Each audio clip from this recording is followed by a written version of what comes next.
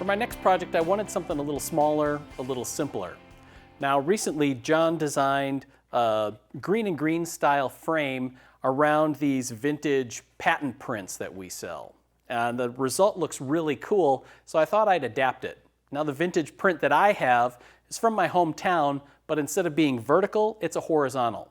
So I spent some time with the plans to rework the sizes of the parts for a more horizontal look. I still want to keep these cool cloud lift details that are on the rails. So over at the table saw, I cut the stiles and the rails to their final width. And after squaring up one end, I could use a stop block and cut the two pairs of parts to their appropriate length. From here, it's time to tackle the joinery. Once you have the frame parts cut to size, spend a little time to orient the frame so that it's just the way that you like it. So I flipped around the parts in different orientations to see what had the best grain and color patterns on here. Now the cherry that I'm using is something that Logan picked up and sawed, so there are some definite character marks on here and I wanted to incorporate a few of those. So I have the frame set up, bottom rail, top rail here, the way that I like it. On the back side, I marked a couple of triangles. Now the plans call for joining these parts with mortise and tenon, and I'm going to use a variation on that called a biscuit joint, wherein I'm going to cut a slot on the mating edges of the two pieces and connect them with a solid wood biscuit. You need a special biscuit joiner machine to do that, and I'll show you how it works in just a second. So the other thing is that when this is all assembled, I want the front face of these frame parts to be flush. So I'm going to use that as my reference surface. So I'm going to start by flipping over all of my pieces so that the face side is down. The other thing that I'll need to do is to mark where I want that biscuit joiner to make its slot. So I've marked just a tick mark on the two pieces right where the center line of that joint is going to be. When I use the joiner, there's a center line on that, and I just align those two and plunge and make the cut. While I do that, I'm going to clamp it down to the bench top, and I'm going to use the bench top as the reference for the biscuit joiner. So I'll hold it down against the piece, align my two center marks, turn it on, and plunge to make the cut.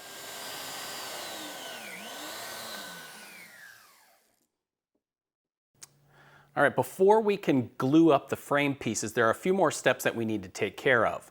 The first of those is to make the rabbet on the back side that's going to hold our artwork. Now for the long rails that dead end into the stiles, we can do that at the table saw.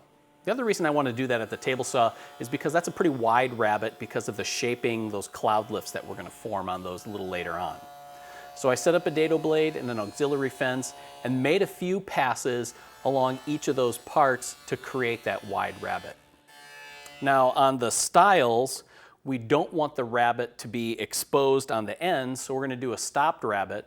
Not as easy to do at the table saw, but we can do it relatively easily here at the router table. I've set up a rabbeting bit to take care of it, and I've made a couple of stop marks, both at the beginning and the end where I want that rabbet to be.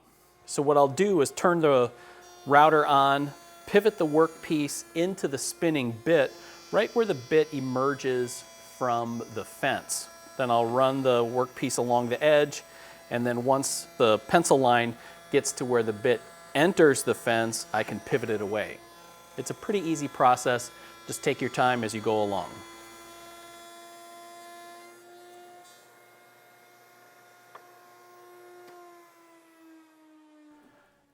After the rabbets are formed, there's a little shaping we need to take care of, and that's to make those cloud lift details on the top and bottom rail. So I have a plywood template here that I'm going to use to both lay out and then flush trim that detail. It aligns with the outside edge, in this case the top edge, and the end. Then I can just trace it on each side.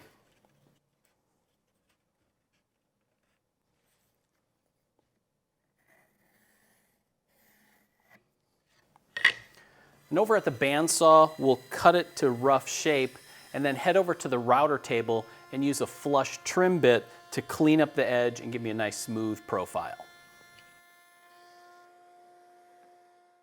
The next step in the process is to cut a series of grooves that are stopped on the ends of the two rails as well as the stiles, and they're going to hold those decorative splines that define the Greene Greene style. Once again, for stopped grooves like that, it's really easy to cut those here at the router table. Now, I want to make sure that I get the bit closely centered to the workpiece, but it doesn't have to be perfectly centered. That's because I'm going to use the same reference face, the front face, on all of the parts. So for example, on this rail, for this end, I'll start by passing the workpiece across the bit until I get to this stop line. Now that is 3 1/8 inch from the outside edge of the bit. For the opposite end of the piece, rather than plunging it in, I'm going to have to lower it down over the spinning bit. So I've made a mark on the workpiece at 3 1/8 and a line on the router table surface itself that shows the extent of the bit. I'll line those two up, drop the workpiece over, and then continue the cut to the opposite end. And then I'll show you the setup, which is pretty similar for the two stiles. The grooves for the splines will extend across part of the ends of the stiles. Now, in order to do that, we're going to need to hold the stiles vertically while we route the grooves. So I'm going to need to make a couple of changes to my setup. The first is that I've lowered the bit to about 1/8 of an inch because I want to do this in several small steps. The next thing that I want to do is to deal with the fact that being on end, this style can get a little tippy. So for the first cut, I'll just hold a plywood backer piece behind it as I push the workpiece into the bit until the workpiece comes to my new layout line that I put on the fence. For the opposite side, just like before, we're going to have to plunge it over the spinning bit. So what I'll do this time is line up my block so that the stop line on the workpiece lines up with that line on the router table showing the extent of the bit. Plunge it down and then push it across to complete the cut. Then I just need to raise the bit incrementally until I get to the final depth. We're at the point now with all the details taken care of that we can assemble the 4 main parts of the frame. We'll make the splines while the glue's drying. To get started here with the biscuit joinery, the glue up and assembly is pretty easy. I'm going to start by squirting a little bead of glue in the biscuit slots. Then I can fit a biscuit in each one of those. Now before installing the rails, I'm going to brush on a light coat of glue to the exposed portion of the biscuit. This is just to help minimize the amount of squeeze out that I'm going to have to deal with later on.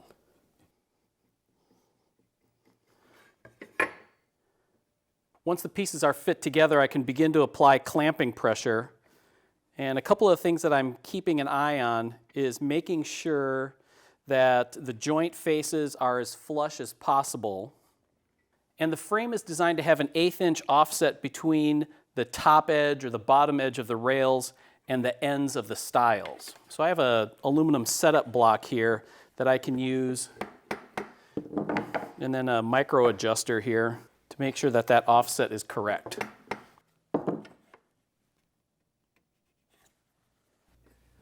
Once you're satisfied with the offset and the fit of the joints, you can dial up the clamping pressure, but you don't need to go real high here because you don't want the parts to buckle. One last thing, a quick check for square, then walk away and let the glue dry.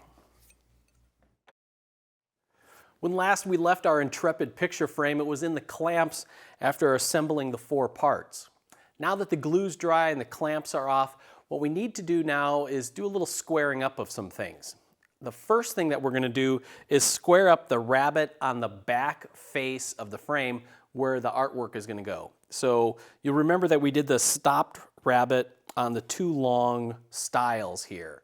So what we need to do is clean up where the rabbiting bit can't quite make that corner. So I'm going to do that with a chisel here and a mallet. I've drawn in some pencil marks here to give me an idea of where I'm going. And I'm going to put the spectacles on here. The first cut that you want to make is across the grain. So I like to line up the back of the chisel with the rail right on that pencil line. Just give it a sharp hit. What that does is sever the fibers here, so when I go to make cuts along the grain, I'm not going to split out that whole side rail. So what I can do is just kind of come in and slice my way down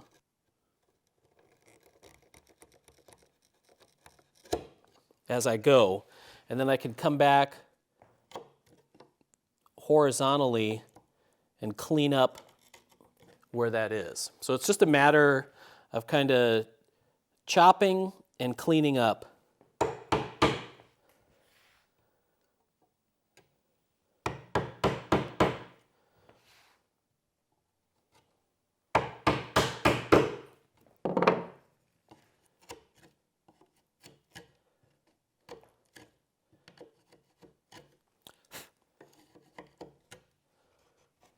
All right, that's kind of what we're shooting for. Now what I want to do is, I'm going to move the hold fast out of the way here, is the biscuit was just a little proud of the depth of the rabbet. So I'm going to come in with a router plane here.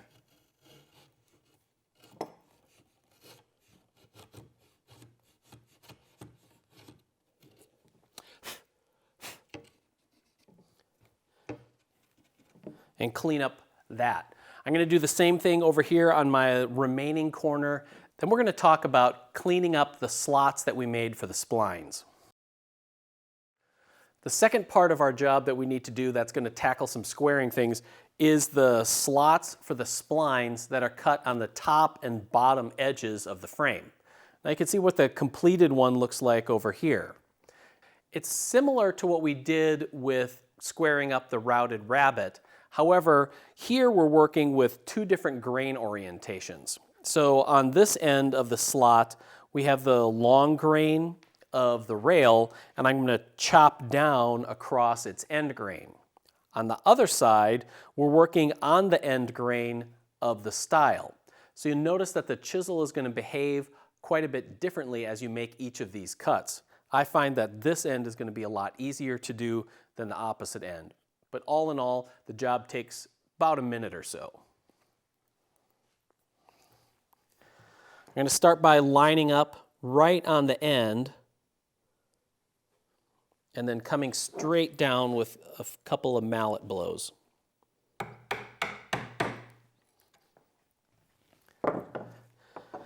Then I can come in with the wider chisel, registering off the edge of the slot, and work my way to that layout line.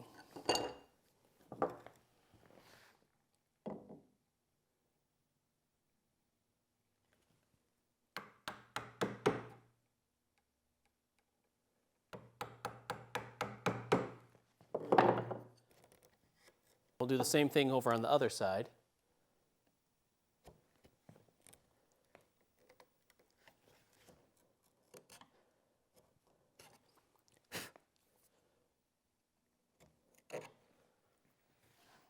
The splines that fill the slots on the frame are relatively small pieces, but we still need to do some shaping here to create this step-down effect so that it mirrors the look of how the stiles and rails are offset from each other. Now doing this can be a little bit tricky, especially since it feels like your spidey senses are activated by having your fingers close to edges like that. So what I'm going to do instead is I've cut the blanks for the splines to their overall size and made sure that they fit snugly in the slots. Then to do the shaping, I'm going to take care of that here at the router table. I've made a template out of some hardboard that has that step-down look to it. On the top side of the template, there's a stop on the end and a fence along the back side. And I'm going to use a piece of double-sided tape here to hold the spline blank in place. I can just tuck it into the corner there and press down. To handle all the shaping, I'm just going to use a flush trim bit. Now ultimately, this bottom bearing on the bit is going to follow along the template, forming that shape. But comparatively, it's a lot of material that we need to remove, and I don't really want to try and do it all in one pass. So what I'm going to do instead is make a couple of light skim passes along on the bit, and then for a final pass, have the bearing on the bit ride the template from start to finish. Before you rush into installing the splines and the slots, you want to step back a little bit and use a router and an 1/8 inch roundover bit and soften the edges on both the front face and the back face of the frame. That's going to create that softer, rounded Greene and Greene style look that we're shooting for here. And it's really hard to do that with the splines installed. The other thing that I want to make sure that I do is go through and erase my pencil lines from squaring up the ends, because again, that's harder to sand away once those splines are in place. Now, speaking of the splines, when they come out of the router jig, they're pretty crisp. So you have really sharp edges, square ends on it. And what I'm aiming for is something that's a little softer and rounder. Again, these are small details, so subtle things here make a big difference. So I've rounded the ends and then softened these long edges. I'm not going to try and set up a router bit for that. I could just use a sanding block. So I'll just take the spline and then just kind of eyeball a roundover on there. And what you're looking for is something that feels good to the hand and also looks good as well. Now to round the ends, I'm just going to do almost like a striking match stroke here.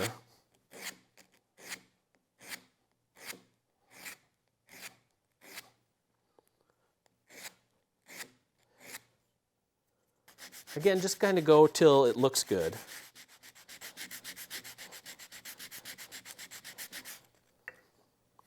Then the final thing is to take care of this kind of sharp shoulder as it transitions to the lower section.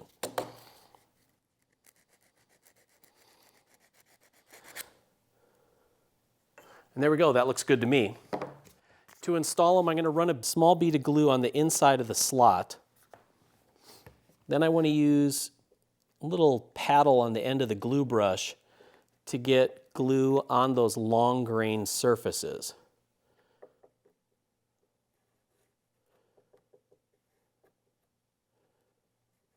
Set the spline in place and just drive it home with a mallet.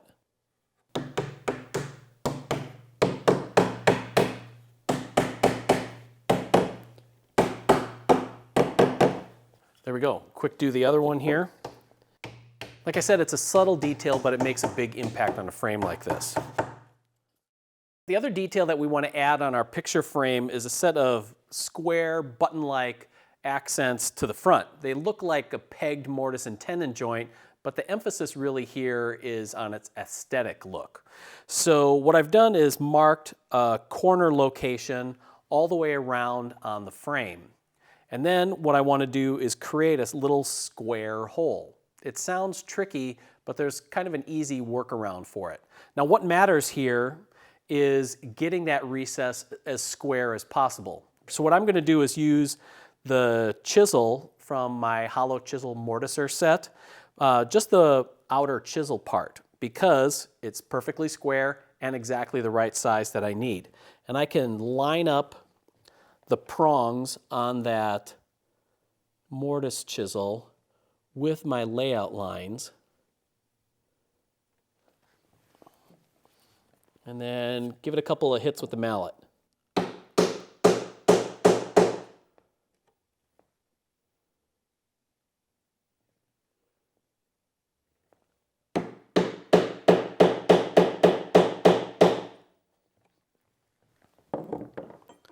So you can see what we've done here is we've perfectly outlined where that recess needs to go.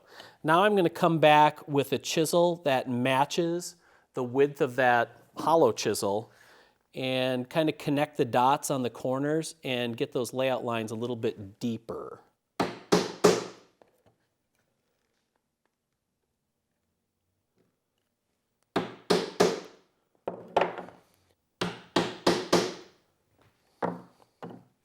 To remove the waste, I'm flipping the chisel bevel down and just kind of wiggling my way along to pop out these little chips of waste.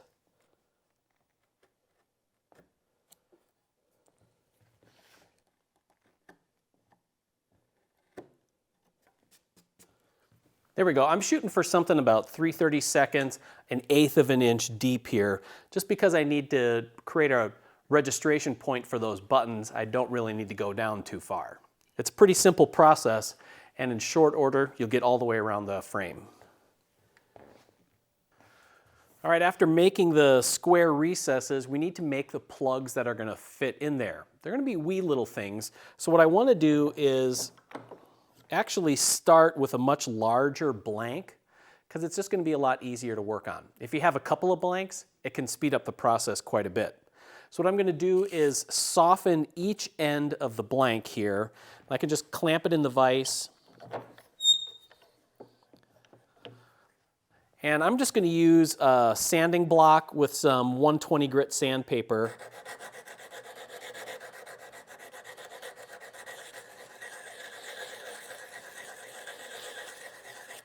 And kind of quickly grind away a slightly domed surface on that blank.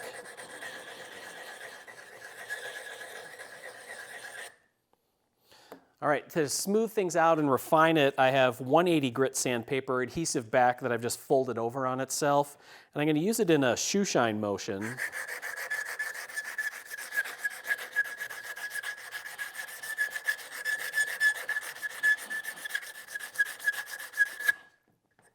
Just to kind of take the edge off from using the sanding block with the coarser paper. Again, this is one of those things where it's entirely by eye and what looks good to you.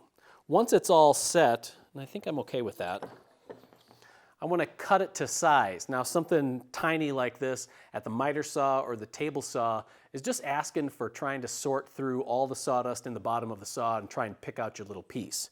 So I'm going to use a miter box here, and I've made a pencil mark right on the table of the miter box that I can just line up the end of my piece. I'm going to use a Japanese saw here and just quickly buzz these to length.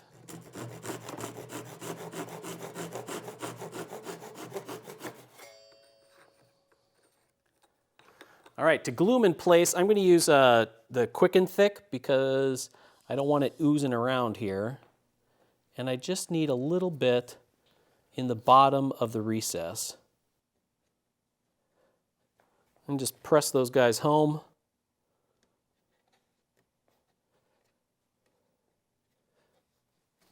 Then I'll come back and clean up any squeeze out, and then we'll take care of some of the final details before we're ready for finish on this.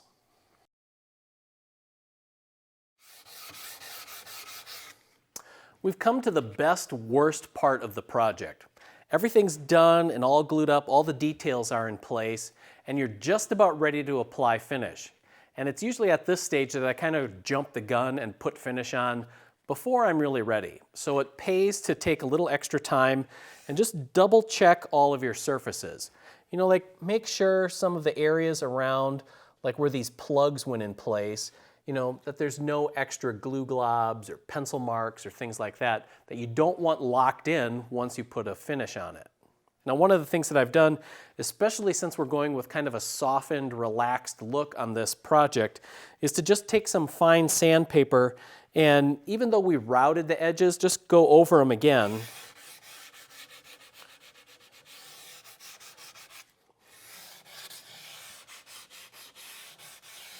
And that helps ease them and turn them away a little bit from a machine made to something that looks just a little bit more human and a little more of a softened, irregular look. Once you're done with that, then you're ready to start on the finished process.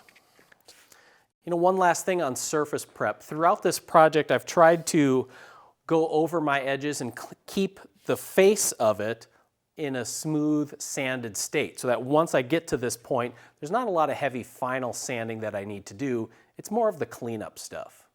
So for the finish on here, I'm going to use gel polyurethane. This one's from Old Masters.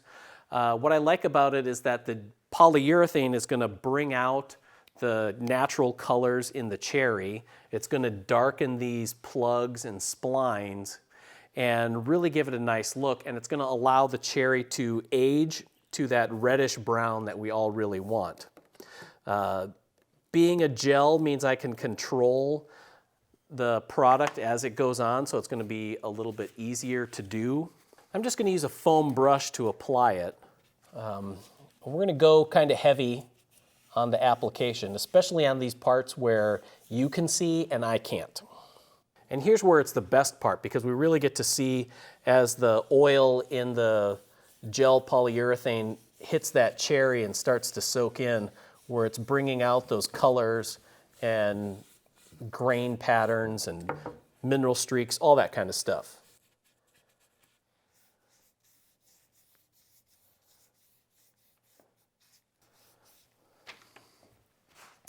All right, once you have a good application on there, we'll need to go back and wipe it down just to pick up all of the globs and drips and stuff like that, but it's also going to help us even out the sheen of the finish here so that we have a nice level coat.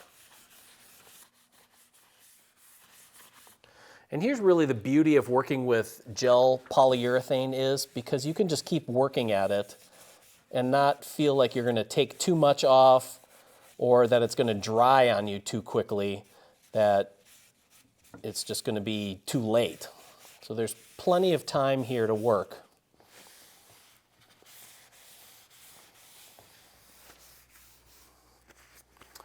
All right, now we're going to let this sit and apply a second coat tomorrow just to build up the finish. Now, unlike a straight up oil finish, this will allow you to build up a nice shine and a thicker finish as you want. For something like this where it's a little bit more relaxed feeling, I'll probably just stick with 2 coats, maybe add some wax on the end of it, and then it's ready for the artwork.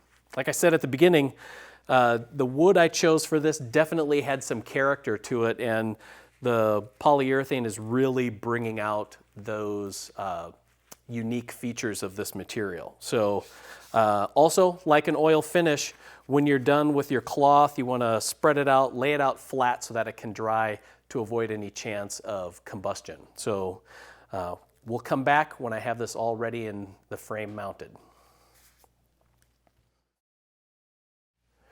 Here's the completed frame. I got my print installed and I think it turned out really great. I love the look of the cherry on here and the various mineral streaks and marks that go on from that urban tree that Logan took down. And I really like the accents in Wenge, both on the plugs and the splines. It adds a fun little detail to it. And I like how this transformed from the vertical, from the original version of the frame, into this horizontal format. Now I know you're going to want to ask for the specific sizing, and I can do that, but here's what I did, is I kept this original cloud lift profile and sizing exactly as it appeared on the plans, and then just stretched out the rails and shortened the stiles to suit the print that I was looking for here. So I hope you enjoyed following along on this build. If you want to build one of your own, you can find the plans for it at woodsmithplans.com, and I'd love to see your version. Thanks for watching.